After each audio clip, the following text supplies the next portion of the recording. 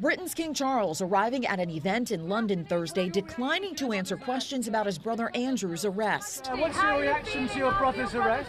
Andrew Mountbatten-Windsor was arrested Thursday morning on suspicion of misconduct in public office, according to the Thames Valley Police. It comes on the heels of the U.S. Justice Department's release of documents detailing the former prince's ties to the late sex offender Jeffrey Epstein. The Thames Valley Police previously said it was assessing whether Andrew shared confidential material with Epstein during his time as a UK trade envoy.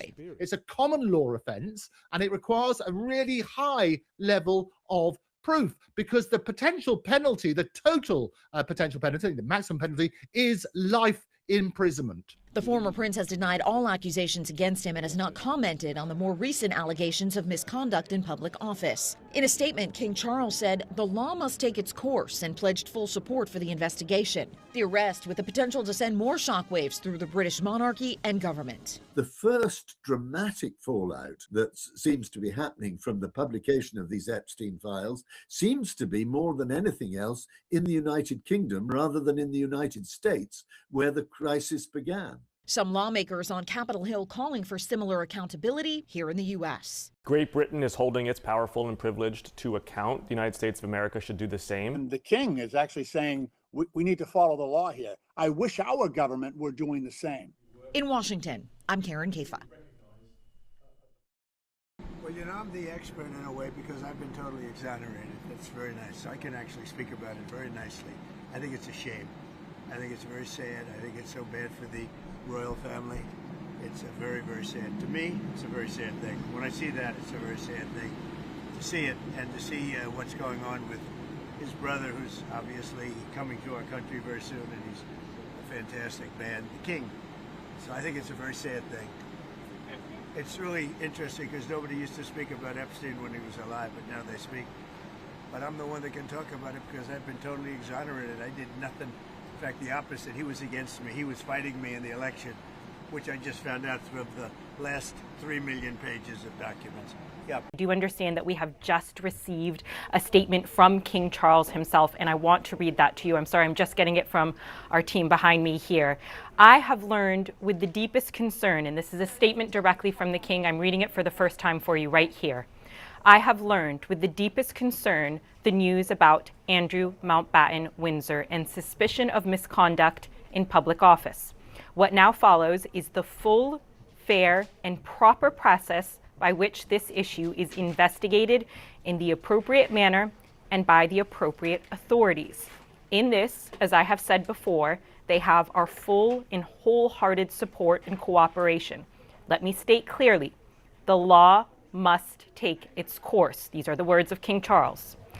As this process continues, it would not be right for me to comment further on this matter. Meanwhile, my family and I will continue in our duty and service to you all. That is a statement. We just got it right now as I was going to air with you from King Charles, speaking about the arrest of his brother, Andrew Mountbatten-Windsor. Imagine your TV must be on. I cannot imagine what the coverage is like right now. Just your initial reaction to this news.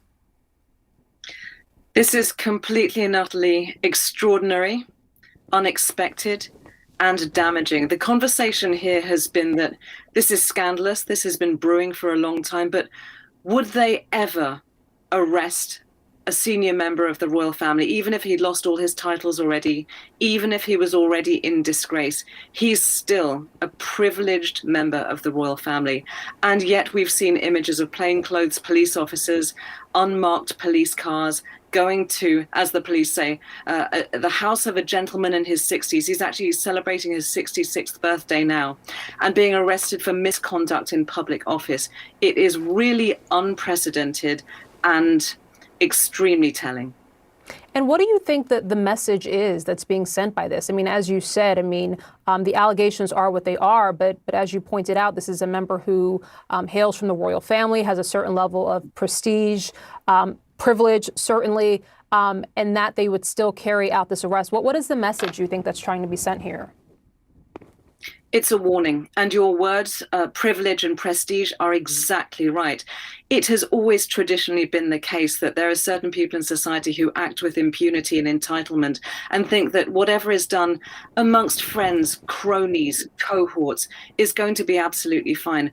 What the release of all of these salacious and very damaging and disturbing details has shown is that there is enormous public interest in the issue of justice and an outrage. The idea that there are certain kinds of people who can do whatever they like.